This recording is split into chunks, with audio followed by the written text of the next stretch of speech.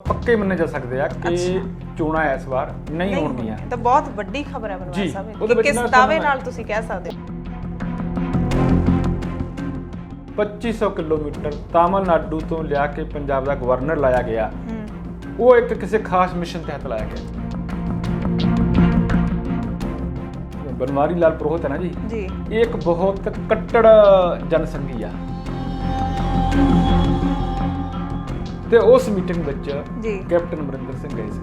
ਇਹ ਬੜੀ ਇੱਕ ਭੇਦ ਦੀ ਗੱਲ ਹੈ ਜਿਹੜੀ ਆਮ ਲੋਕਾਂ ਤੱਕ ਅਜੇ ਤੱਕ ਨਹੀਂ ਪਹੁੰਚ ਸਕੀ।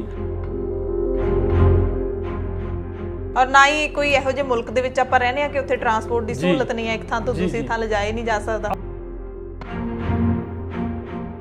ਯਾਨੀ ਕਿ ਇਨਡਾਇਰੈਕਟਲੀ ਉਹਨਾਂ ਨੇ ਬੀਜੇਪੀ ਨਾਲ ਹੱਥ ਮਿਲਾ ਲਏ ਨੇ। ਹਾਂ ਬਿਲਕੁਲ। ਇਹ ਰਾਸ਼ਟਰਪਤੀ ਰਾਜ ਲਾਉਣਾ ਹੈ ਤਾਂ ਮਾਹੌਲ ਖਰਾਬ ਕਰਨਾ ਪੈਂਦਾ ਹੈ। ਸਤਿ ਸ਼੍ਰੀ ਅਕਾਲ ਜੀ, ਦਾ ਖਾਲਸ ਟੀਵੀ ਦੇਖਣ ਵਾਲੇ ਸਾਡੇ ਸਾਰੇ ਦਰਸ਼ਕਾਂ ਦਾ ਬਹੁਤ-ਬਹੁਤ ਸਵਾਗਤ ਹੈ ਸਾਡੇ ਬਹੁਤ ਹੀ ਖਾਸ ਪ੍ਰੋਗਰਾਮ ਖਾਲਸ ਚਰਚਾ ਦੇ ਵਿੱਚ। ਖਾਲਸ ਚਰਚਾ ਦੇ ਨਾਲ ਮੈਂ ਹਰਸ਼ਰਨ ਕੌਰ ਤੇ ਮੇਰੇ ਨਾਲ ਸਾਡੇ ਸਹਿਯੋਗੀ ਅਤੇ ਸੀਨੀਅਰ ਪੱਤਰਕਾਰ ਕਮਲਜੀਤ ਸਿੰਘ ਬਨਵੈਤ ਜੁੜ ਚੁੱਕੇ ਨੇ। ਬਨਵੈਤ ਸਾਹਿਬ ਬਹੁਤ-ਬਹੁਤ ਸਵਾਗਤ ਹੈ ਪ੍ਰੋਗਰਾਮ ਦੇ ਵਿੱਚ। ਸਤਿ ਸ਼੍ਰੀ ਅਕਾਲ ਸਾਰੇ ਦਰਸ਼ਕੋ, ਤੁਹਾਨੂੰ ਨਿੱਘੀ ਜੀ ਆਇਆਂ ਜੀ। ਸੋ ਕੱਲ ਕਿਸਾਨਾਂ ਦੀ ਸਰਕਾਰ ਦੇ ਨਾਲ ਮੀਟਿੰਗ ਹੋਈ ਹੈ, ਜਾਂ ਕਹਿ ਲਈਏ ਕਿ ਸਾਰੇ ਸਿਆਸੀ ਲੀਡਰਾਂ ਦੇ ਨਾਲ ਮੀਟਿੰਗ ਹੋਈ ਹੈ। ਉਸ ਤੋਂ ਬਾਅਦ ਵੀ ਇਹੋ ਜਿਹਾ ਜਿਹੜਾ ਮਾਹੌਲ ਹੈ ਉਹ ਦਿਖ ਰਿਹਾ ਹੈ ਕਿ ਪੰਜਾਬ ਦੇ ਵਿੱਚ ਕੀ ਰਾਸ਼ਟਰਪਤੀ ਰਾਜ ਹਲੇ ਵੀ ਲੱਗ ਸਕਦਾ ਹੈ। ਕੱਲ ਵੀ ਇਹ ਜਿਹੜੀ ਇੱਕ ਅਕਾਲੀ ਦਲ ਦੇ ਲੀਡਰਾਂ ਨੇ, ਪ੍ਰੇਮ ਸਿੰਘ ਚੰਦੂਮਾਜਰਾ ਨੇ ਵੀ ਕਿਹਾ ਕੱਲ ਕਿ ਅਸੀਂ ਅਜਿਹਾ ਕੁਝ ਨਹੀਂ ਕਰਾਂਗੇ ਕਿ ਪੰਜਾਬ ਦੇ ਵਿੱਚ ਰਾਸ਼ਟਰਪਤੀ ਰਾਜ ਲਾਗੂ ਹੋਵੇ। ਲੋਕ ਇਨਸਾਫ ਪਾਰਟੀ ਦੇ ਲੀਡਰ ਨੇ ਵੀ ਇਹੀ ਕਿਹਾ ਤੇ ਇੱਕ ਦੋ ਹੋਰ ਲੀਡਰਾਂ ਦੇ ਮੂੰਹੋਂ ਵੀ ਰਾਸ਼ਟਰਪਤੀ ਰਾਜ ਵਾਲਾ ਸ਼ਬਦ ਹੈ ਜਿਹੜਾ ਉਹ ਸੁਣਿਆ ਗਿਆ। ਆਖਿਰਕਾਰ ਰਾਸ਼ਟਰਪਤੀ ਰਾਜ, ਗਵਰਨਰੀ ਰਾਜ ਦੀ ਗੱਲ ਇੰਨੀ ਕਿਉਂ ਹੋ ਰਹੀ ਹੈ? ਕੀ ਹਾਲੇ ਵੀ ਪੰਜਾਬ ਦੇ ਵਿੱਚ ਪੂਰਾ ਖਤਰਾ ਬਣਿਆ ਹੋਇਆ ਕਿ ਰਾਸ਼ਟਰਪਤੀ ਰਾਜ ਲੱਗ ਸਕਦਾ ਹੈ? ਬੀਜੇਪੀ ਪੰਜਾਬ ਹੈ ਜਿਹੜੀ, ਉਹਦੇ ਲੀਡਰ ਨੇ ਉਹ ਹੁਣ ਇੱਕਦਮ ਸੌਂ ਜੇ ਕਿਉਂ ਗਏ ਨੇ? ਹੁਣ ਪੰਜਾਬ ਦੇ ਵਿੱਚ ਰੋਜ਼ ਇਹੋ ਜਿਹੀਆਂ ਖਬਰਾਂ ਨਹੀਂ ਆਉਂਦੀਆਂ ਕਿ ਬੀਜੇਪੀ ਦਾ ਜਿਹੜਾ ਕੋਈ ਵੀ ਲੀਡਰ ਹੈ ਜਾਂ ਫਿਰ ਬੀਜੇਪੀ ਦਾ ਪੰਜਾਬ ਪ੍ਰਧਾਨ ਹੈ ਉਹ ਇੱਥੇ ਗਏ ਨੇ ਤੇ ਉਹਨਾਂ ਦਾ ਕਿਸਾਨਾਂ ਨੇ ਵਿਰੋਧ ਕੀਤਾ। ਪਿਛਲੇ ਦਿਨਾਂ ਦੇ ਵਿੱਚ 2-2, 3-3 ਇਹੋ ਜਿਹੀਆਂ ਖਬਰਾਂ ਆਉਂਦੀਆਂ ਸੀ, ਪਰ ਹੁਣ ਖਬਰਾਂ ਥੋੜੀਆਂ ਥਮੀਆਂ ਨੇ। ਸੋ ਆਪਾਂ ਚਰਚਾ ਕਰਾਂਗੇ ਪੂਰਾ। ਬਨਵੈਤ ਸਾਹਿਬ ਆਪਾਂ ਨੂੰ ਦੱਸਣਗੇ ਕਿ ਸਰਕਾਰ ਜਿਹੜੀ ਕਾਂਗਰਸ ਸਰਕਾਰ ਹੈ ਉੱਥੇ ਕੀ ਕੁਝ ਖਿਚੜੀ ਪੱਕ ਰਹੀ ਹੈ। ਆਖਿਰਕਾਰ ਰਾਸ਼ਟਰਪਤੀ ਰਾਜ ਲੱਗਣ ਦੀ ਸੰਭਾਵਨਾ ਇੰਨੀ ਕਿਉਂ ਹੈ? ਸੋ ਬਨਵੈਤ ਸਾਹਿਬ, ਰਾਸ਼ਟਰਪਤੀ ਰਾਜ ਬਾਰੇ ਵੀ ਆਪਾਂ ਗੱਲਬਾਤ ਕਰਨੀ ਹੈ। ਕੈਪਟਨ ਸਾਹਿਬ ਨੇ ਆਪਣੇ ਇੱਕ ਨਵੀਂ ਟੀਮ ਬਣਾਈ ਹੈ ਜਿਹੜੇ ਲੋਕਾਂ ਦੇ ਮਸਲੇ ਸੁਲਝਾਊਗੀ। ਉਹਦੀ ਕੀ ਲੋੜ ਪੈ ਗਈ? ਨਵਜੋਤ ਸਿੰਘ ਸਿੱਧੂ ਕੱਲ ਕਹਿੰਦੇ ਨੇ ਕਿ ਜੇ ਕਿਸਾਨਾਂ ਨੇ ਉਹਨਾਂ ਨੂੰ ਕਿਹਾ ਕਿ ਪਰਚੇ ਦਰਜ ਕਰਨੇ, ਜਿਹੜੇ ਦਰਜ ਕੀਤੇ ਨੇ ਉਹ ਰੱਦ ਕੀਤੇ ਜਾਣ, ਤਾਂ ਕੱਲ ਸਿੱਧੂ ਸਾਹਿਬ ਦੇ ਮੂੰਹੋਂ ਪਹਿਲੀ ਵਾਰੀ ਸੁਣਿਆ ਗਿਆ ਕਿ ਮੈਂ ਸੀਐਮ ਸਾਹਿਬ ਦੇ ਨਾਲ ਗੱਲ ਕਰਾਂਗਾ। ਹਾਲਾਂਕਿ ਸੀਐਮ ਸਾਹਿਬ ਨੂੰ ਉਹ ਪੁੱਛਦੇ ਤੱਕ ਨਹੀਂ ਹੈਗੇ ਹੁਣ ਤੱਕ ਜੋ ਆਪਾਂ ਮਾਹੌਲ ਦੇਖਦੇ ਹਾਂ। ਸੋ ਸਭ ਕੁਝ ਕੀ ਚੱਲ ਰਿਹਾ ਆਪਾਂ ਇਹ ਤੇ ਚਰਚਾ ਕਰਾਂਗੇ, ਪਰ ਤੁਹਾਡੇ ਤੋਂ ਪੋਜ਼ਿਟਿਵ ਖਬਰ ਜ਼ਰੂਰ ਸੁਣਾਂਗੇ। ਜੀ ਹਰਸ਼ਰਨ ਜੀ, ਜਿਹੜਾ ਮਾਂ ਦਾ ਦੁੱਧ ਹੈ ਨਾ ਜੀ ਉਹਨੂੰ ਅੰਮ੍ਰਿਤ ਕਿਹਾ ਜਾਂਦਾ ਹੈ ਨਾ। ਬਿਲਕੁਲ। ਕਈ ਬਦਕਿਸਮਤ ਬੱਚੇ ਇਹੋ ਜਿਹੇ ਹੁੰਦੇ ਆ ਜਿਨ੍ਹਾਂ ਨੂੰ ਮਾਂ ਦਾ ਦੁੱਧ ਬਿਲਕੁਲ ਨਸੀਬ ਨਹੀਂ ਹੁੰਦਾ, ਜਾਂ ਵੱਡੀ ਗਿਣਤੀ ਹੈ ਜਿਨ੍ਹਾਂ ਨੂੰ ਢਿੱਡ ਭਰਨਾ ਦੁੱਧ ਉਹ ਨਸੀਬ ਨਹੀਂ ਹੁੰਦਾ। ਕਿਉਂਕਿ ਜਿਹੜੀਆਂ ਮਾਵਾਂ ਦੇ ਜਿਹੜੇ ਜਿਸਮ ਇੰਨੇ ਸੁੱਕੇ ਹੋਏ ਆ ਸਾਡੇ ਦੇਸ਼ ਵਿੱਚ ਕਿ ਉਹਨਾਂ ਦੇ ਜਿਹੜਾ ਉਹਨਾਂ ਢਿੱਡ ਭਰਨ ਚੁੱਕਾ ਦੁੱਧ ਬੱਚਿਆਂ ਨੂੰ ਵਿਚਾਰੀਆਂ ਉਹਨਾਂ ਦੇ ਉੱਤਰ ਦਾ ਵੀ ਹੈ ਨਹੀਂ, ਆਪਾਂ ਇਹ ਕਹਿ ਲਈਏ। ਪਰ ਇੱਕ ਜਿਹੜੀ ਇਸ ਪਾਸੇ ਵੱਲ ਇੱਕ ਨਵੀਂ ਸ਼ੁਰੂਆਤ ਹੋਈ ਆ ਪੰਜਾਬ ਵਿੱਚ ਨਾ ਜੀ। ਜਿਹੜੇ ਸਰਕਾਰੀ ਹਸਪਤਾਲ ਆ ਉਹਨਾਂ ਵਿੱਚ ਮਿਲਕ ਪੰਪ ਖੋਲੇ ਜਾ ਰਹੇ ਆ ਤੇ ਲੁਧਿਆਣੇ ਇੱਕ ਖੁੱਲ ਵੀ ਗਿਆ। ਇਸ ਤੋਂ ਪਹਿਲਾਂ ਇਹ ਚੰਡੀਗੜ੍ਹ ਖੁੱਲਿਆ ਸੀ ਜੀ। ਉਹਨਾਂ ਪੰਪਾਂ ਵਿੱਚ ਕਈ ਤਰ੍ਹਾਂ ਦੀ ਸਹੂਲਤ ਹੋਊਗੀ ਜੀ। ਇੱਕ ਤਾਂ ਇਹ ਕਿ ਜਿਹੜੇ ਬੱਚੇ ਆਪਣੇ ਜਨਮ ਤੋਂ ਪਹਿਲਾਂ ਪੈਦਾ ਹੋ ਜਾਂਦੇ ਆ, ਕਿਉਂਕਿ ਉਹ ਜਿਹੜੇ ਆ ਨਹੀਂ ਜਾਣਦੇ ਹੁੰਦੇ ਕਿ ਜਿਹੜਾ ਸੱਕ ਦੁੱਧ ਜਾਂ ਹਨਾ ਕਿਵੇਂ ਕੀਤਾ ਜਾਵੇ, ਉਹਨਾਂ ਨੂੰ ਜਿਹੜਾ ਦੁੱਧ ਆ ਉਸ ਪੰਪ ਜਿਹੜਾ ਆ ਮਿਲਕ ਪੰਪ ਆ ਉਹਦੇ ਵਿੱਚੋਂ ਨਸੀਬ ਹੋ ਜਾਇਆ ਕਰੂਗਾ। ਠੀਕ ਹੈ। ਦੂਜਾ ਇਹ ਕਿ ਜਿਹੜੀਆਂ ਮਾਵਾਂ ਕੰਮ ਤੇ ਚਲ ਜਾਂਦੀਆਂ ਉਹ ਬੱਚਿਆਂ ਦੇ ਜਿਹੜੇ ਉਹਨਾਂ ਦੇ ਬੱਚੇ ਦੁੱਧ ਤੋਂ ਵਾਂਝੇ ਰਹਿ ਜਾਂਦੇ ਆ, ਉਹ ਮਾਵਾਂ ਵੀ ਉਸ ਜਿਹੜਾ ਉਹਨਾਂ ਦੇ ਬੱਚੇ ਆ ਉਸ ਜਿਹੜਾ ਪੰਪ ਆ ਮਿਲਕ ਪੰਪ ਉਹ ਦੁੱਧ ਲੈ ਸਕਦੇ ਆ। ਠੀਕ ਹੈ। ਸੋ ਇਹ ਜਿਹੜਾ ਕੁੱਲ ਮਿਲਾ ਕੇ ਮੈਨੂੰ ਇਹ ਲੱਗਦਾ ਕਿ ਜਿਹੜੀ ਮਾਂ ਦੇ ਦੁੱਧ ਦੀ ਇੱਕ ਮਹੱਤਤਾ ਆ, ਇੱਕ ਤਾਂ ਉਹ ਤੋਂ ਅਸੀਂ ਬਹੁਤ ਪਿੱਛੇ ਹੋ ਰਹੇ ਸੀਗੇ ਕਿਉਂਕਿ ਇੱਕ ਫੈਸ਼ਨ ਬਣ ਗਿਆ ਸੀਗਾ ਕਿ ਬਹੁਤ ਸਾਰੀਆਂ ਜਿਹੜੀਆਂ ਮਾਵਾਂ ਆ ਉਹ ਦੁੱਧ ਬੱਚਿਆਂ ਨੂੰ ਜਿਹੜਾ ਦੇਣਾ ਆ ਉਹ ਆਪਣੀ ਫਿਗਰ ਕਰਕੇ ਕਹਿ ਲਓ ਹਨਾ ਵੀ ਉਹ ਜ਼ਰੂਰੀ ਨਹੀਂ ਸਮਝਦੀਆਂ ਸੀ, ਜਾਂ ਜਿਹੜੀ ਅੱਜ ਨੱਠ ਭੱਜ ਦੀ ਜ਼ਿੰਦਗੀ ਆ ਉਹਦੇ ਕਰਕੇ ਵੀ ਜਾਂ ਆਪਾਂ ਇੱਕ ਹੋਰ ਕਹਿ ਲਈਏ ਕਿ ਜਿਹੜੇ ਵਿਚਾਰੇ ਬਦਕਿਸਮਤ ਬੱਚੇ ਜਿਹੜੇ ਜਿਨ੍ਹਾਂ ਨੂੰ ਮਾਮਾ ਦੁੱਧ ਨਸੀਬ ਨਹੀਂ ਸੀ ਹੋ ਰਿਹਾ, ਪਰ ਇਹ ਖੁੱਲ੍ਹ ਕੇ ਉੱਥੋਂ ਦੁੱਧ ਲੈ ਸਕਣਗੇ। ਬਿਲਕੁਲ ਬਿਲਕੁਲ, ਉਹ ਮਿਲਕ ਪੰਪ ਜਿਹੜੇ ਲਾਏ ਗਏ ਨੇ। ਸੋ ਇੱਕ ਚੰਗੀ ਸ਼ੁਰੂਆਤ ਜਿਹੜੀ ਹੈਗੀ ਹੈ, ਤੇ ਇਹੀ ਜਿਹੜੀ ਆਸ ਹਮੇਸ਼ਾ ਆਪਾਂ ਕਰਦੇ ਹਾਂ ਕਿ ਪੰਜਾਬ ਦੇ ਵਿੱਚ ਸਿਹਤ ਸੇਵਾਵਾਂ ਨੇ ਜਿਹੜੀਆਂ, ਉਹ ਕੋਈ ਦਿਨ ਕੀ ਐਸਾ ਆਊਗਾ ਕਿ ਪੰਜਾਬ ਦੇ ਵਿੱਚ ਸਿਹਤ ਸੇਵਾਵਾਂ ਨੇ ਜਿਹੜੀਆਂ ਉਹ ਸਭ ਦੇ ਲਈ ਮੁਫਤ ਤੇ ਬਹੁਤ ਵਧੀਆ ਦਿੱਤੀਆਂ ਜਾਣਗੀਆਂ। ਸੋ ਬਨਵੈਦ ਸਾਹਿਬ, ਆਪਾਂ ਹੁਣ ਸਿਆਸਤ ਦੀ ਗੱਲ ਕਰ ਲਈਏ, ਪੰਜਾਬ ਦੀ ਗੱਲ ਕਰ ਲਈਏ ਕਿ ਲੋਕਾਂ ਨੂੰ ਡਰਨਾ ਚਾਹੀਦਾ ਹੈ ਰਾਸ਼ਟਰਪਤੀ ਰਾਜ ਤੋਂ ਜਾਂ ਨਹੀਂ, ਵੋਟਾਂ ਹੋਣਗੀਆਂ ਜਾਂ ਨਹੀਂ? ਇਹ ਬੜੇ ਲੋਕਾਂ ਦੇ ਸਵਾਲ ਆ ਰਹੇ ਨੇ ਮਨਾਂ ਦੇ ਵਿੱਚ। ਦੇਖੋ, ਮੈਨੂੰ ਇਹ ਲੱਗਦਾ ਕਿ ਤੁਸੀਂ ਗੱਲ ਕੀਤੀ ਕੱਲ ਚੰਦੂ ਮਹਿਰਾ ਸਾਹਿਬ ਦੇ ਰੈਫਰੈਂਸ ਨਾਲ, ਜੇ ਇੰਨਾ ਕੁ ਮੈਨੂੰ ਯਾਦ ਆ, ਆਪਾਂ 10-12 ਦਿਨ ਪਹਿਲਾਂ ਵੀ ਆਪਾਂ ਚਰਚਾ ਵਿੱਚ ਕਹਿ ਚੁੱਕੇ ਹਾਂ ਕਿ ਜਿਹੜੇ ਹਾਲਾਤ ਆ ਉਹ ਬਣਦੇ ਜਾ ਰਹੇ ਨੇ। ਪਰ ਇਸ ਵੇਲੇ ਜਿਹੜੇ ਆ ਨਾ ਜੀ ਹਾਲਾਤ ਆ, ਉਹ ਲਗਭਗ ਆਪਾਂ ਪੱਕੇ ਮੰਨੇ ਜਾ ਸਕਦੇ ਆ ਕਿ ਚੋਣਾਂ ਇਸ ਵਾਰ ਨਹੀਂ ਹੋਣਗੀਆਂ। ਤਾਂ ਬਹੁਤ ਵੱਡੀ ਖਬਰ ਹੈ ਬਨਵਾਸ ਸਾਹਿਬ, ਕਿਸ ਦਾਅਵੇ ਨਾਲ ਤੁਸੀਂ ਕਹਿ ਸਕਦੇ ਹੋ? ਉਹ ਤੇ ਮੈਂ ਤੁਹਾਨੂੰ 2-3 ਤਰ੍ਹਾਂ ਜਿਹੜੀ ਗੱਲ ਹੈ ਨਾ ਜੀ, ਉਹਦੀ ਮੈਂ ਸਿੱਧ ਕਰੂੰਗਾ ਜਾਂ ਉਹਦੀ ਪ੍ਰੋੜਤਾ ਕਰੂੰਗਾ ਇਸ ਤਰ੍ਹਾਂ। ਜੀ, ਸਭ ਤੋਂ ਵੱਡਾ ਤਾਂ ਇਹ ਆ ਕਿ ਜਿਹੜਾ ਬਨਵਾਰੀ ਲਾਲ ਪੁਰੋਹਿਤ ਨੂੰ 2500 ਕਿਲੋਮੀਟਰ ਤਾਮਿਲਨਾਡੂ ਤੋਂ ਲਿਆ ਕੇ ਪੰਜਾਬ ਦਾ ਗਵਰਨਰ ਲਾਇਆ ਗਿਆ, ਉਹ ਇੱਕ ਕਿਸੇ ਖਾਸ ਮਿਸ਼ਨ ਤਹਿਤ ਲਾਇਆ ਗਿਆ ਜੀ। ਅੱਛਾ, ਕਿਹੜਾ ਮਿਸ਼ਨ? ਇਸੇ ਮਿਸ਼ਨ ਜੀ। ਅੱਛਾ, ਕਿਉਂਕਿ ਜਿਹੜਾ ਬਨਵਾਰੀ ਲਾਲ ਪੁਰੋਹਿਤ ਹੈ ਨਾ ਜੀ, ਇਹ ਇੱਕ ਬਹੁਤ ਕੱਟੜ ਜਨਸੰਘੀ ਆ। ਅੱਛਾ, ਤੇ ਕੇਂਦਰ ਸਰਕਾਰ ਨੂੰ ਇਹ ਆਸ ਸੀਗੀ ਕਿ ਜਿਹੜੇ ਪਹਿਲਾਂ ਬੀਪੀ ਸਿੰਘ ਬਦਨੌਰ ਸੀਗੇ, ਉਹ ਉਹਨੇ ਜਿਹੜੇ ਆ ਕੱਟੜ ਨਹੀਂ ਸੀਗੇ, ਤੇ ਉਹ ਜਿਹੜਾ ਆ ਉਹਨਾਂ ਦੀ ਜੋ ਇੱਛਾ ਆ ਉਹਦੇ ਮੁਤਾਬਕ ਕੰਮ ਨਹੀਂ ਸੀ ਕਰ ਰਹੇ। ਦੇਖੋ, ਤੁਸੀਂ ਪਹਿਲਾਂ ਜੇ ਆਪਾਂ ਦੇਖ ਲਈਏ, ਜਦੋਂ ਕਦੇ ਕੋਈ ਗਵਰਨਰ ਆ ਉਹਦਾ ਰਾਜਕਾਲ ਖਤਮ ਹੁੰਦਾ, ਤੇ ਜੇ ਕਦੇ ਚਾਰਜ ਦਿੱਤਾ ਜਾਂਦਾ ਤਾਂ ਚਾਰਜ ਦਿੱਤਾ ਜਾਂਦਾ ਹੁੰਦਾ ਹਰਿਆਣੇ ਵਾਲਿਆਂ ਨੂੰ, ਹਿਮਾਚਲ ਵਾਲਿਆਂ ਨੂੰ, ਮੈਕਸਿਮਮ ਰਾਜਸਥਾਨ ਵਾਲਿਆਂ ਨੂੰ ਜੀ। ਪਰ ਤਾਮਿਲਨਾਡੂ ਤੋਂ ਲਿਆ ਕੇ ਬੰਦੇ ਨੂੰ ਚਾਰਜ ਦੇਣਾ, ਫਿਰ ਉਹਨੂੰ ਪੱਕਾ ਕਰ ਦੇਣਾ ਜੀ। ਅਰੇ ਤੁਹਾਨੂੰ ਹੋਰ ਇੱਥੇ ਜਿਹੜੀ ਵੱਡੀ ਗੱਲ ਇਹ ਆ ਕਿ ਜੇ ਤੁਸੀਂ ਤੁਹਾਡੇ ਧਿਆਨ 'ਚ ਹੋਵੇ ਤਾਂ ਜਿਹੜੇ ਆਰਡਰ ਹੋਏ ਆ ਨਾ ਜੀ, ਇਹ ਹਾਂਜੀ, ਉਹ ਚਾਹੇ ਜੇ ਗਵਰਨਰ ਹੋਏ ਆ, ਚੰਡੀਗੜ੍ਹ ਦੇ ਪ੍ਰਸ਼ਾਸਕ ਦੇ ਤੌਰ ਤੇ ਨਹੀਂ ਹੋਇਆਗੇ ਜੀ। ਠੀਕ ਹੈ, ਇੱਕ ਹੀ ਰੱਖਿਆ ਗਿਆ ਜੀ। ਅਗਲੀ ਗੱਲ ਇਹ ਜਿਹੜੀ ਇੱਕ ਬਹੁਤ ਭਰੋਸੇਯੋਗ ਸੂਤਰਾਂ ਦੀ ਗੱਲ ਇਹ ਆ ਜੀ ਕਿ ਬਨਵਾਰੀ ਲਾਲ ਪੁਰੋਹਿਤ ਨੇ ਆਪਣਾ ਜਿਹੜਾ ਆ ਉਹਨੂੰ ਜਦੋਂ ਪੱਕੇ ਆਰਡਰ ਹੋਇਆ, ਪਹਿਲਾਂ ਤਾਂ ਉਹਨੂੰ ਚਾਰਜ ਦਿੱਤਾ ਸੀਗਾ ਜੀ। ਜਦੋਂ ਉਹਨਾਂ ਦੇ ਜਿਹੜੇ ਆਰਡਰ ਹੋਇਆ ਪੱਕੇ, ਉਦੋਂ ਪਹਿਲਾਂ ਇਹਨਾਂ ਨੇ ਇੱਕ ਹਾਈ ਪਾਵਰ ਕਮੇਟੀ ਦੀ ਮੀਟਿੰਗ ਸੱਦੀ ਸੀ। ਅੱਛਾ, ਤੇ ਉਸ ਮੀਟਿੰਗ ਵਿੱਚ ਕੈਪਟਨ ਅਮਰਿੰਦਰ ਸਿੰਘ ਗਏ ਸੀਗੇ। ਇਹ ਬੜੀ ਇੱਕ ਭੇਦ ਦੀ ਗੱਲ ਆ ਜਿਹੜੀ ਆਮ ਲੋਕਾਂ ਤੱਕ ਅਜੇ ਤੱਕ ਨਹੀਂ ਪਹੁੰਚ ਸਕੀ। ਦੇਖੋ, ਆਪਾਂ ਫਿਰ ਮੈਂ ਸਪਸ਼ਟ ਕਰਦਾ ਕਿ ਸੀਐਮ ਦਾ ਗਵਰਨਰ ਨੂੰ ਮਿਲਣਾ ਆਪਾਂ ਪ੍ਰੋਟੋਕਾਲ ਦੇ ਉਲਟ ਨਹੀਂ ਕਹਿ ਸਕਦੇ, ਪਰ ਉਹ ਦੇਖੋ ਜਦੋਂ ਬੀਪੀ ਸਿੰਘ ਬਦਨੌਰ ਗਏ ਆ, ਉਹਨਾਂ ਦੀ ਵਿਦਾਇਗੀ ਵੇਲੇ ਵੀ ਗਏ ਆ ਜੀ। ਤੇ ਹੁਣ ਬਨਵਾਰੀ ਲਾਲ ਪੁਰੋਹਿਤ ਜਿਹੜਾ ਆ ਉਹਨਾਂ ਦੇ ਆਉਣ ਵੇਲੇ ਵੀ ਗਏ ਆ।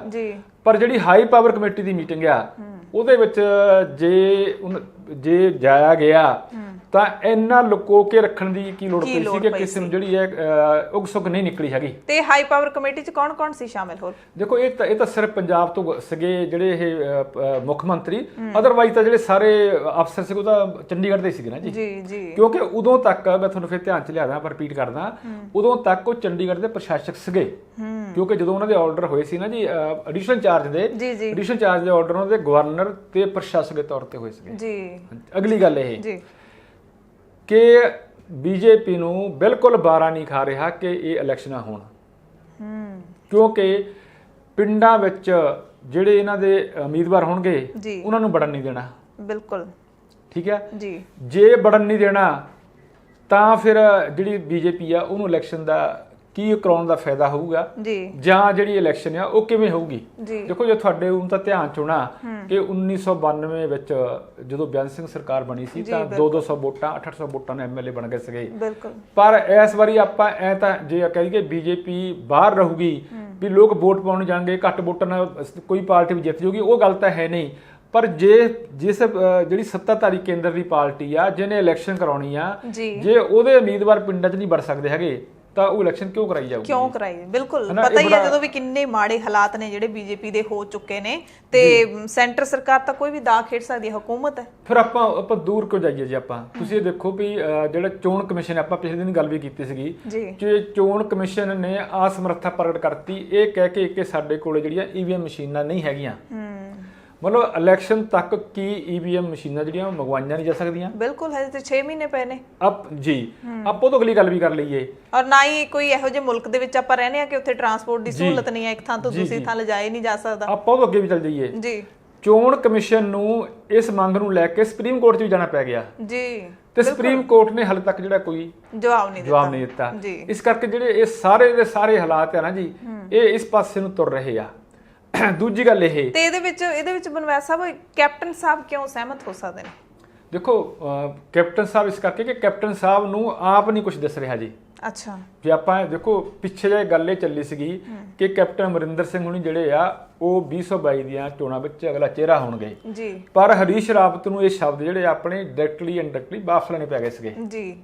ਠੀਕ ਹੈ ਨਾ ਜੀ। ਇਸ ਕਰਕੇ ਕੈਪਟਨ ਅਮਰਿੰਦਰ ਸਿੰਘ ਨੂੰ ਜਦੋਂ ਇਹ ਨਜ਼ਰ ਆ ਰਿਹਾ ਕਿ ਮੈਂ ਅੱਗੇ ਨਹੀਂ ਆ ਰਿਹਾ ਜਾਂ ਮੈਨੂੰ ਜਿਹੜਾ ਉਹ ਪ੍ਰੋਜੈਕਟ ਨਹੀਂ ਕੀਤਾ ਜਾ ਰਿਹਾ, ਤਾਂ ਕੈਪਟਨ ਅਮਰਿੰਦਰ ਸਿੰਘ ਨੂੰ ਇਹ ਗੱਲ ਬਾਰਾ ਖਾਂਦੀ ਹੈ ਕਿ ਉਹ ਨਵਜੋਤ ਸਿੰਘ ਸਿੱਧੂ ਨੂੰ ਅੱਗੇ ਨਾ ਆਉਣ ਦੇਣ ਜੀ। ਯਾਨੀ ਕਿ ਇਨਡਾਇਰੈਕਟਲੀ ਉਹਨਾਂ ਨੇ ਬੀਜੇਪੀ ਨਾਲ ਹੱਥ ਮਿਲਾ ਲਏ ਨੇ। ਹਾਂ ਬਿਲਕੁਲ, ਉਹ ਤਾਂ ਆਪਾਂ ਇਸ ਗੱਲ ਨੂੰ ਲੈ ਕੇ ਹੋਰ ਕਈ ਗੱਲਾਂ ਨੂੰ ਵੀ ਕਹਿ ਲਈਏ। ਦੇਖੋ ਦੂਜੀ ਗੱਲ ਇਹ ਕਿ ਇੱਕ ਗੱਲ ਜਿਹੜੀ ਹੋਰ ਤੁਹਾਨੂੰ ਮੰਨਣੀ ਪਊਗੀ ਕਿ ਜੇ 5 ਸਾਲ 4 ਸਾਲ ਜਿਹੜੇ ਆ ਨਵਜੋਤ ਸਿੰਘ ਸਿੱਧੂ ਨੂੰ ਮੌਕਾ ਨਹੀਂ ਮਿਲਦਾ ਜੀ, ਤਾਂ ਨਵਜੋਤ ਸਿੰਘ ਸਿੱਧੂ ਨੇ ਉਹੀ ਕਸ ਪਿੱਟ ਜਾਣਾ।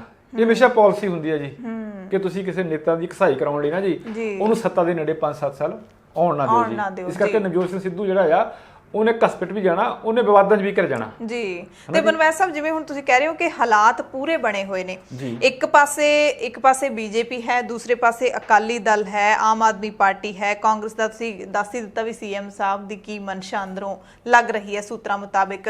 ਪਰ ਜੇ ਰਾਸ਼ਟਰਪਤੀ ਰਾਜ ਲਾਉਣਾ ਹੈ ਤਾਂ ਮਾਹੌਲ ਖਰਾਬ ਕਰਨਾ ਪੈਂਦਾ ਹੈ। ਹੁਣ ਮਾਹੌਲ ਖਰਾਬ ਨਾ ਹੋਵੇ ਇਹਦੇ ਲਈ ਕਿਸਾਨ ਵੀ ਪੂਰੀ ਵਾਹ ਲਾ ਰਹੇ ਨੇ, ਇਹਦੇ ਲਈ ਅਕਾਲੀ ਕਹਿੰਦੇ ਅਸੀਂ ਵੀ ਨਹੀਂ ਹੋਣ ਦਿਆਂਗੇ ਖਰਾਬ, ਬਾਕੀ ਪਾਰਟੀਆਂ ਵੀ ਕਹਿ ਰਹੀਆਂ ਨੇ ਹੋਣ ਨਹੀਂ ਦਿਆਂਗੇ, ਫਿਰ ਕਿਵੇਂ ਪੋਸੀਬਲ ਹੈ? ਆਪਾਂ ਪਹਿਲਾਂ ਵੀ ਕਈ ਵਾਰੀ ਗੱਲ ਦੁਹਰਾਈ ਹੈ, ਮੈਂ ਫਿਰ ਗੱਲੇ ਦੁਹਰਾਉਣਾ ਚਾਹੁੰਦਾ ਕਿ ਅਸੀਂ ਜਿਹੜੀ ਚਰਚਾ ਕਰਾਂਗੇ ਜੀ ਉਹ ਬਿਲਕੁਲ ਨਿਰਪੱਖ ਰਹਿ ਕੇ ਆਪਾਂ ਕਰਦੇ ਹਾਂ ਤੇ ਸਾਨੂੰ ਕਰਨੀ ਚਾਹੀਦੀ ਵੀ ਆ।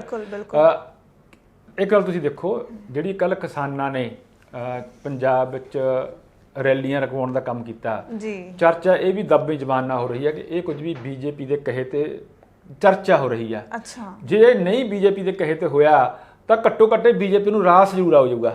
ਅੱਛਾ, ਉਹ ਇਸ ਕਰਕੇ ਕਿ ਜਿਹੜੀ ਬੀਜੇਪੀ ਆ ਉਹ ਹੁਣ ਪਿੰਡਾਂ 'ਚ ਨਹੀਂ ਵੜ ਸਕਦੀ ਹੈਗੀ। ਹਾਂਜੀ, ਤੇ ਬੀਜੇਪੀ ਨੂੰ ਫਾਇਦਾ ਕਿ ਜੇ ਬੀਜੇਪੀ ਨਹੀਂ ਵੜ ਸਕਦੀ ਤਾਂ ਦੂਜੀਆਂ ਪਾਰਟੀਆਂ ਵੀ ਕਿਉਂ ਵੜਨ? ਪਰ ਦੂਸਰੇ ਤਾਂ ਮੰਨ ਹੀ ਨਹੀਂ ਰਹੇ ਨਾ ਬਨਵਾਸ ਸਾਹਿਬ, ਨਾ ਅਕਾਲੀਆਂ ਨੇ ਨਾ ਕਾਂਗਰਸ ਨੇ ਆਪਦੀ ਕੋਈ ਰਾਏ ਹੈ ਜਿਹੜੀ ਸਪਸ਼ਟ ਨਹੀਂ ਕੀਤੀ। ਇਹ 'ਚ ਫਿਰ ਥੋੜਾ ਜਿਹਾ ਆਪਾਂ ਪ੍ਰੈਕਟੀਕਲੀ ਦੇਖ ਲਈਏ ਕਿ ਉਹ ਸੁਖਬੀਰ ਸਿੰਘ ਬਾਦਲ ਦੀ ਜਿਹੜੀ ਰੈਲੀ ਸੀਗੀ ਉਹ ਨਹੀਂ ਹੋਈ ਜੀ, ਅੱਜ ਤੋਂ ਉਹਨਾਂ ਨੇ ਨਹੀਂ ਸ਼ੁਰੂ ਕਰਨੀ। ਹੁਣੀ ਮੈਂ ਧਿਆਨ 'ਚ ਆਇਆ ਹੋਣਾ ਕਿ ਬਲਵੀਰ ਸਿੰਘ ਸਿੱਧੂ ਆਪਣੇ ਹਲਕੇ ਦੇ ਪਿੰਡ 'ਚ ਗਏ ਆ, ਉਹਨਾਂ ਨੂੰ ਲੋਕਾਂ ਨੇ ਬੜਾ ਨਹੀਂ ਦਿੱਤਾ ਜੀ। ਹੁਣੀ ਲੇਟੈਸਟ ਖਬਰ ਇਹ ਆ। ਬਾਕੀ ਤੁਸੀਂ ਇਹ ਕਿਹਾ ਕਿ ਹਾਲਾਤ ਜਿਹੜੇ ਆ ਉਹ ਕਿਵੇਂ ਢੁਕਵੇਂ ਬਣਨਗੇ। ਦੇਖੋ ਇਹ ਜਿਹੜੀ ਹੈਗਾ ਤੁਹਾਡੀ ਹੈਗੀ ਆਪਾਂ ਰਾਸ਼ਟਰਪਤੀ ਰਾਜ ਆ, ਉਹ ਅੱਜ ਨਹੀਂ ਲੱਗਣਾ ਹੈਗਾ, ਉਹ ਲੱਗੂਗਾ ਤਾਂ ਜਾ ਕੇ ਲੱਗੂਗਾ ਜਨਵਰੀ 'ਚ, ਕਿਉਂਕਿ ਸਰਕਾਰ ਦੀ ਮਿਆਦ ਜਿਹੜੀ ਆ ਉਹ ਫਰਵਰੀ ਤੱਕ ਆ। ਔਰ ਜਦੋਂ ਤੁਸੀਂ ਮੁੱਲ ਮੋੜਨਾ ਹੁੰਦਾ ਨਾ ਜੀ ਤਾਂ ਬੀਜੇਪੀ ਇਹ ਵੀ ਚਾਹੂਗੀ ਕਿ ਕੈਪਟਨ ਅਮਰਿੰਦਰ ਸਿੰਘ ਫਰਵਰੀ ਤੱਕ ਜਿਹੜੀ ਆਪਣੀ ਜੋ ਕੁਝ ਕਰਨਾ ਉਹ ਸੱਤਾ ਦਾ ਨਜ਼ਾਰੇ ਆ ਉਹ ਲੈ ਲੈਣ। ਹੋਊਗਾ ਇਹ ਜੀ ਕਿ ਇਲੈਕਸ਼ਨ ਦਾ ਅਨਾਉਂਸਮੈਂਟ ਹੋ ਜਾਊਗੀ। ਉਸ ਵੇਲੇ ਜਦੋਂ ਪਿੰਡਾਂ ਵਿੱਚ ਬੀਜੇਪੀ ਵਾਲੇ ਨਿਕਲਣਗੇ ਬਾਹਰ ਜਾਣ ਲਈ, ਉਸ ਵੇਲੇ ਜੋ ਰੌਲੇ ਪੈਣਗੇ, ਕਹਿ ਲਓ ਕਿ ਇਹਨਾਂ ਦਾ ਘਰਾ ਹੋਊਗਾ, ਜੋ ਜਿਹੜੇ ਹਾਲਾਤ ਆ, ਕੁਝ ਵੀ ਰੱਬ ਨਾ ਕਰੇ ਜੋ ਕੁੱਟਮਾਰ ਜੋ ਵੀ ਹਾਲਾਤ ਹੋਣਗੇ, ਉਸ ਵੇਲੇ ਜਿਹੜਾ ਆ ਇਹ ਸਾਹਮਣੇ ਆਊਗਾ ਕਿ ਕਿਉਂਕਿ ਪੰਜਾਬ ਦੇ ਜਿਹੜੇ ਹਾਲਾਤ ਆ ਉਹ ਸਾਜ਼ਗਰ ਨਹੀਂ ਹੈਗੇ ਜਾਂ ਜਾਣਬੁੱਝ ਕੇ ਯਾਨੀ ਮਾਹੌਲ ਬਣਾਇਆ ਜਾਊਗਾ। ਔਰ ਇਹ 'ਚ ਹੁੰਦਾ ਕੀ ਹੁੰਦਾ ਜੀ ਕਿ ਜਿਹੜਾ ਤੁਹਾਡੇ ਸੂਬੇ ਦਾ ਗਵਰਨਰ ਆ ਉਹਨੂੰ ਇਹ ਰਾਈਟ ਹੁੰਦਾ ਕਿ ਜਦੋਂ ਉਹਨੂੰ ਸ਼ਿਕਾਇਤਾਂ ਮਿਲਣ ਲੱਗ ਜਾਣ ਜਾਂ ਉਹ ਇਹ ਮਹਿਸੂਸ ਕਰੇ ਕਿ ਜਿਹੜੇ ਹਾਲਾਤ ਆ ਉਹ ਸੂਬੇ ਦੇ ਖਰਾਬ ਹੋ ਗਏ ਤਾਂ ਉਹ ਸਰਕਾਰ ਨੂੰ ਤਲਬ ਕਰ ਸਕਦਾ ਜੀ। ਯਾਨੀ ਕਿ ਇੱਥੇ ਬਨਵਾਰੀ ਲਾਲ ਪੁਰੋਹਿਤ ਕੰਮ ਕਰਨਗੇ। ਬਿਲਕੁਲ ਜੀ, ਉਹ ਜਿਹੜਾ ਚੀਫ ਸੈਕਟਰੀ ਉਹਨੂੰ ਤਲਬ ਵੀ ਕਰ ਸਕਦੇ ਆ, ਸਰਕਾਰ ਨੂੰ ਵੀ ਕਰ ਸਕਦੇ ਆ, ਸੀਐਮ ਨੂੰ ਵੀ ਕਰ ਸਕਦੇ ਆ। ਉਹ ਉਸ ਵੇਲੇ ਤਲਬ ਕਰਨਗੇ। ਤਲਬ ਕਰਨ ਤੋਂ ਬਾਅਦ ਆਪਣੀ ਜਿਹੜੀ ਰਿਪੋਰਟ ਆ ਉਹ ਰਾਸ਼ਟਰਪਤੀ ਨੂੰ ਭੇਜਣਗੇ ਜੀ। ਤੇ ਇਹ ਜਿਹੜਾ ਉਦੋਂ ਬਾਅਦ ਜਿਹੜਾ ਫੈਸਲਾ ਇਹ ਲਿਆ ਜਾਊਗਾ। ਯਾਨੀ ਕਿ ਸੰਭਾਵਨਾਵਾਂ ਪੂਰੀਆਂ ਜਿਹੜੀਆਂ ਬਣੀਆਂ ਹੋਈਆਂ ਨੇ। ਤੇ ਬਨਵਾਸ ਸਾਹਿਬ, ਜਿਹੜਾ ਤੁਸੀਂ ਕਿਹਾ ਕਿ ਬੀਜੇਪੀ ਦੇ ਲੀਡਰ ਨੇ ਜਿਹੜੇ ਮਾਫ ਕਰਨਾ ਜਨਵਰੀ ਦੇ ਵਿੱਚ ਉਹ ਥੋੜਾ ਕਰਨਗੇ ਆਪਦਾ ਮਾਹੌਲ ਗਰਮ, ਇਸੇ ਕਰਕੇ ਹੁਣ ਥੋੜੇ ਘਟ ਗਏ ਨੇ ਪੰਜਾਬ ਚ, ਜਾਨੀ ਘਰਾਂ 'ਚ ਹੀ ਬੈਠੇ ਨੇ ਹੁਣ। ਬਿਲਕੁਲ ਜੀ, ਤੁਸੀਂ ਉਸੇ ਵੇਲੇ ਮਾਹੌਲ ਬਣਾਇਆ ਜਾਊਗਾ ਨਾ ਜੀ, ਕਿਉਂਕਿ ਜੇ ਹੁਣ ਤੋਂ ਹੀ ਹਾਲਾਤ ਜਿਹੜੇ ਉਹ ਬਾਹਰ ਆਉਣ ਲੱਗ ਗਏ, ਪਰ ਜਦੋਂ ਬਾਹਰ ਉਹਨਾਂ ਦਾ ਨਿਕਲਣ ਦਾ ਹੌਸਲਾ ਕਰ ਹੀ ਨਹੀਂ ਸਕਦੇ ਹੈਗੇ ਜੀ। ਦੂਜੀ ਗੱਲ ਤੁਹਾਡੇ ਮੈਂ ਧਿਆਨ 'ਚ ਇੱਕ ਹੋਰ ਲਿਆਦਾ ਕਿ ਪੰਜਾਬ ਜਿਹੜਾ ਨਾ ਜੀ ਦੇਸ਼ ਦਾ ਇੱਕੋ ਇੱਕ ਸੂਬਾ ਆ ਜਿੱਥੇ ਹੁਣ ਤੱਕ 10 ਵਾਰੀ ਰਾਸ਼ਟਰਪਤੀ ਰਾਜ ਲਾਗੂ ਹੋ ਚੁੱਕਿਆ ਤੇ ਜੇ ਹੁਣ ਲੱਗ ਗਿਆ ਤਾਂ ਇਹ 11ਵਾਂ ਰਾਜ ਹੋਊਗਾ ਜੀ। ਪਹਿਲੀ ਵਾਰੀ ਜਿਹੜਾ ਇੱਥੇ ਰਾਸ਼ਟਰਪਤੀ ਰਾਜ ਉਦੋਂ ਅਣਵੰਡਿਆ ਪੰਜਾਬ ਸੀਗਾ, 1945 46 19 ਮਾਰਚ 1945 ਤੋਂ ਲੈ ਕੇ 21 ਮਾਰਚ 1946 ਤੱਕ ਲੱਗਾ ਸੀ, ਮਤਲਬ 1 ਸਾਲ 2 ਦਿਨ ਦਾ। ਫਿਰ ਤੁਸੀਂ ਦੇਖਿਆ, ਤੁਹਾਡੇ ਧਿਆਨ ਚ ਹੋਣਾ ਸ਼ਾਇਦ, ਜਦੋਂ ਇੰਦਰਾ ਗਾਂਧੀ ਵੱਲੋਂ ਰਾਸ਼ਟਰਪਤੀ ਰਾਜ ਲਾਇਆ ਗਿਆ ਸੀ, ਉਸ ਵੇਲੇ ਜਿਹੜੇ ਹਾਲਾਤ ਆ ਉਹ ਕਿਸ ਤਰ੍ਹਾਂ ਦੇ ਸੀਗੇ। ਫਿਰ ਆਪਾਂ ਇਨਡਾਇਰੈਕਟਲੀ ਆਪਾਂ ਨੂੰ ਡਾਇਰੈਕਟਲੀ ਇਹ ਰਲਾਵ ਬਣਾ ਕੇ ਬਣਾਉਣਾ ਪਊਗਾ ਕਿ ਜਦੋਂ ਰਾਸ਼ਟਰਪਤੀ ਰਾਜ ਲੱਗ ਗਿਆ ਤਾਂ ਸਰਕਾਰ ਜਿਹੜੀ ਆ ਉਹ ਬੀਜੇਪੀ ਦੀ ਪੰਜਾਬ 'ਚ ਹੋਊਗੀ ਜੀ। ਸੋ ਜਿਹੜਾ ਔਰ ਇਹ ਪੰਜਾਬ ਦੇ ਲਈ ਕਿੰਨੀ ਕੁ ਢੁਕਵੀਂ ਹੋਊਗੀ ਇਹ ਆਪਾਂ ਸਾਰੇ ਜਾਣਦੇ ਹਾਂ, ਯਾਨੀ ਕਿ ਪੂਰੀ ਚਿੰਤਾ ਵਾਲੀ ਗੱਲ ਹੈ ਬਨਵਾਸ ਸਾਹਿਬ। ਦੇਖੋ ਇਹਨੂੰ ਕਿਸੇ ਵੀ ਤਰੀਕੇ ਨਾਲ ਰੋਕਿਆ ਜਾ ਸਕਦਾ ਹੈ? ਦੇਖੋ ਇਹ ਤੁਸੀਂ ਰੋਕਣਾ ਤਾਂ ਹੁੰਦਾ ਜੇ ਤੁਹਾਡੇ ਹੱਥ ਵਿੱਚ ਹੋਵੇ ਜੀ। ਜਦੋਂ ਸਰਕਾਰਾਂ ਜਿਹੜੀਆਂ ਤੁਸੀਂ ਪਿਛਲੇ ਆਪਾਂ ਝਾਤ ਮਾਰ ਲਈਏ, ਕੋਈ ਸਰਕਾਰ, ਮੈਂ ਇਕੱਲੀ ਬੀਜੇਪੀ ਦੀ ਗੱਲ ਨਹੀਂ ਕਰਦਾ, ਆਪਾਂ ਅਕਾਲੀਆਂ ਦੀ ਕਰ ਲਈਏ, ਕਾਂਗਰਸ ਦੀ ਕਰ ਲਈਏ, ਜਦੋਂ ਉਹਨੀ ਹਾਲਾਤ ਖਰਾਬ ਕਰਾਉਣੇ ਹੁੰਦੇ ਉਹਨਾਂ ਦੇ ਆਪਣੇ ਬੰਦੇ ਹੀ ਹੁੰਦੇ ਆ ਜੀ।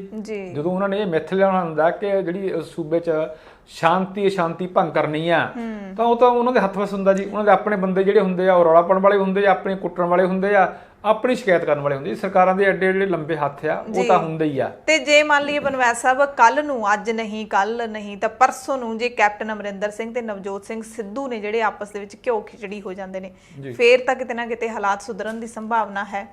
ਦੇਖੋ ਪਹਿਲੀ ਗੱਲ ਤਾਂ ਇਹ ਕਿ ਜਿਹੜੇ ਹਾਲਾਤ ਐ ਇਸ ਵੇਲੇ ਦੋਨਾਂ ਧਿਰਾਂ ਦੇ, ਉਹ ਅੱਗੇ ਨਾਲੋਂ ਬਖਰੇਵੇਂ ਵੱਧ ਰਹੇ ਆ।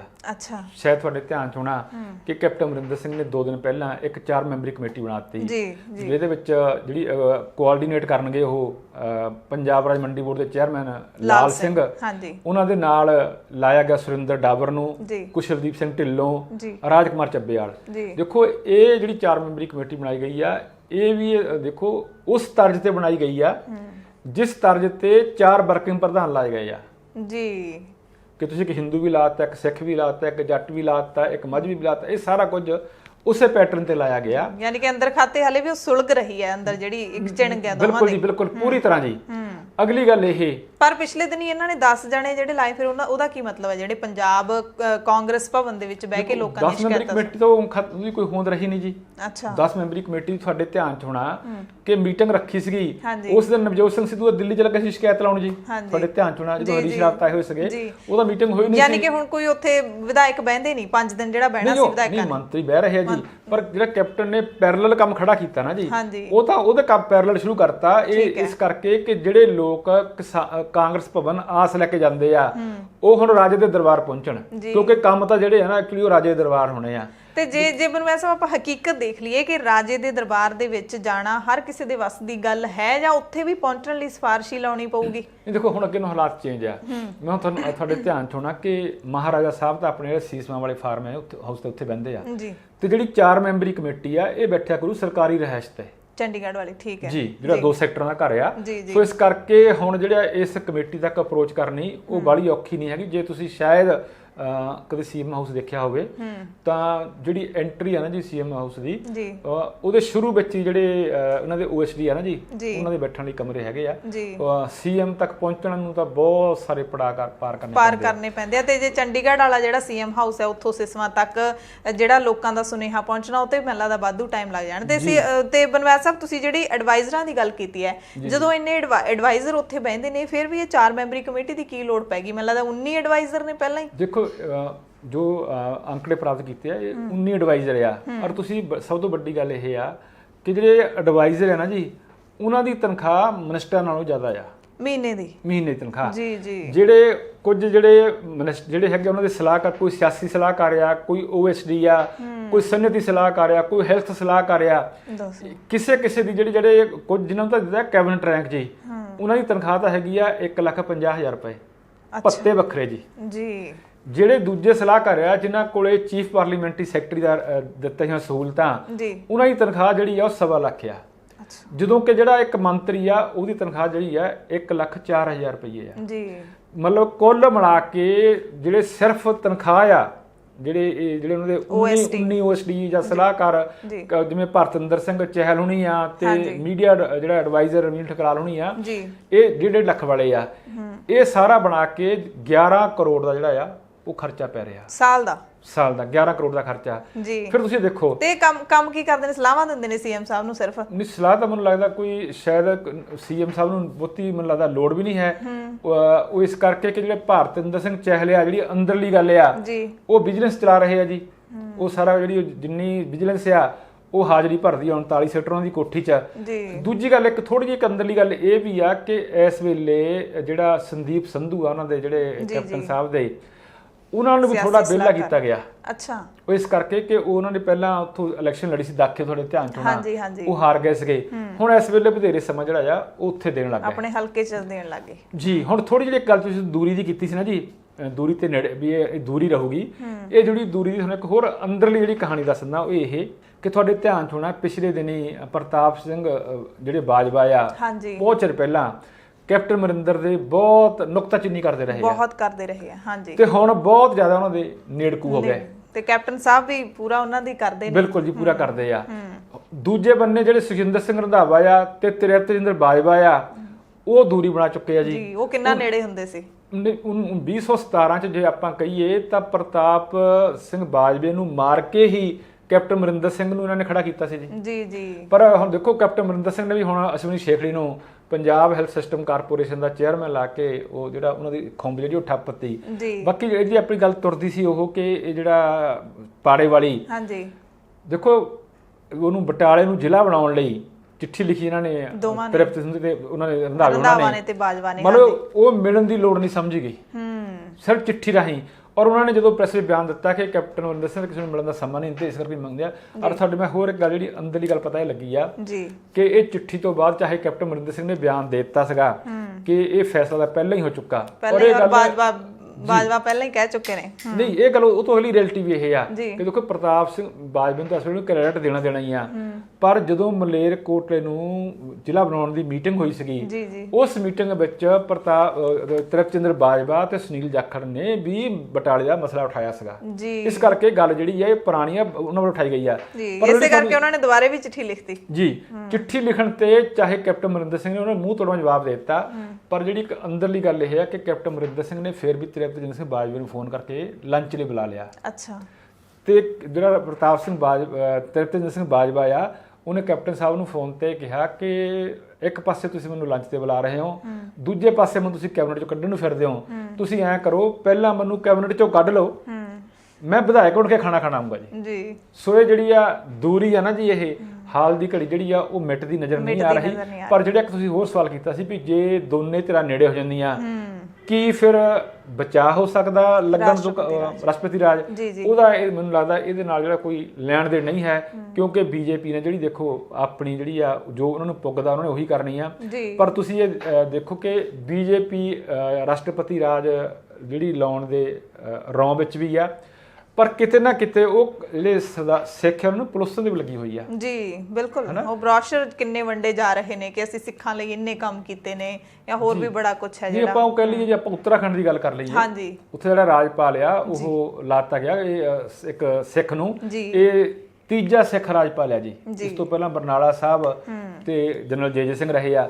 ਫਿਰ ਤੁਸੀਂ ਹੋਰ ਦੇਖਿਓ ਜਿਹੜੀ ਪੰਜਾਬ ਦੀ ਇਲੈਕਸ਼ਨ ਦਾ ਇੰਚਾਰਜ ਆ ਉਹ ਪੁਰੀ ਸਾਹਿਬ ਨੂੰ ਲਾਇਆ ਗਿਆ ਜੀ। ਪਰ ਇਹਦੇ ਨਾਲ ਹੀ ਇੱਕ ਉਲਟ ਹੋਰ ਦੇਖਿਓ ਕਿ ਨਾਲ ਹੀ ਇੱਕ ਕਿੱਲੀ ਵੀ ਨੱਪਤੀ ਗਈ ਆ ਕਿ ਉਹ ਬੀਬੀ ਮਨੀਸ਼ਾ ਲੇਖੀ ਜੀ, ਜਿਹਨੇ ਬਿਆਨ ਦਿੱਤਾ ਸੀ ਕਿ ਜਿਹੜੇ ਕਿਸਾਨ ਆ ਇਹ ਮਵਾਲੀ ਆ, ਉਹਨੂੰ ਵੀ ਨਾਲ ਪੰਜਾਬ ਦੀ ਇੰਚਾਰਜ ਲਾਇਆ ਗਿਆ। ਅੱਛਾ। ਸੋ ਇਸ ਕਰਕੇ ਇਹ ਜਿਹੜੀ ਆ ਸਾਰਾ ਕੁਝ ਆ ਬੀਜੇਪੀ ਨੇ ਸੰਕੇਤ ਨੇ ਜਿਹੜੇ ਸਾਰੇ ਮਿਲ ਰਹੇ। ਬਿਲਕੁਲ ਜੀ, ਕਿਉਂਕਿ ਮਨੀਸ਼ਾ ਲੇਖੀ ਨੂੰ ਜੇ ਇੱਥੇ ਲਾ ਦਿੱਤਾ ਤੇ ਕਿਸਾਨ ਕਿਵੇਂ ਬਰਦਾਸ਼ਤ ਕਰਨਗੇ। ਬਿਲਕੁਲ ਜੀ, ਬਿਲਕੁਲ। ਇਹ ਸਾਰਾ ਕੁਝ ਰਲਾ ਮਿਲਾ ਕੇ ਇਹੀ ਆ ਕਿ ਆਪਾਂ ਬੜਾ ਮਿਲਾ ਕੇ ਕਹਿ ਨਹੀਂ ਸਕਦੇ, ਮਤਲਬ ਇਹ ਤੈਅ ਆ ਕਿ ਇਸ ਵਾਰੀ ਇਲੈਕਸ਼ਨ ਜਿਹੜੀਆਂ ਆ ਉਹ ਨਹੀਂ ਹੋਣੀਆਂ ਜੀ। ਤੇ ਜਿਹੜੇ ਉੱਤਰਾਖੰਡ ਜਿਹੜੀ ਇਲੈਕਸ਼ਨ ਆ ਉਹ ਵੀ ਤਾਂ ਹੋਣਗੀਆਂ ਜੇ ਉਹਨੂੰ ਇੰਜ ਲੱਗਦਾ ਹੋਇਆ ਕਿ ਉੱਥੇ ਸਾਨੂੰ ਕੁਝ ਹੱਥ ਪੱਲੇ ਪੈ ਰਿਹਾ। ਅਦਰਵਾਈਜ਼ ਜਿਹੜੀ ਬੀਜੇਪੀ ਆ ਉਹ ਕਦੇ ਵੀ ਨਹੀਂ ਚਾਹੇਗੀ ਕਿ ਜਿਹੜਾ ਪੰਜਾਬ ਆ ਸਾਡੇ ਕੰਟਰੋਲ ਚੋਂ ਬਾਹਰ ਹੋ ਜਾਏ। ਔਰ ਦੂਜੀ ਗੱਲ ਇਹ ਕਿ ਸਭ ਤੋਂ ਵਧੀਆ ਗੱਲ ਇਹ ਆ ਕਿ ਰਾਸ਼ਟਰਪਤੀ ਰਾਜ 'ਚ ਜਦੋਂ ਤੁਹਾਡੀ ਕੋਈ ਸੁਣਵਾਈ ਨਹੀਂ ਹੁੰਦੀ ਹੈਗੀ, ਉਸ ਵੇਲੇ ਕਿਸਾਨ ਅੰਦੋਲਨ ਨੂੰ ਜਿਹੜਾ ਆ ਆਪਾਂ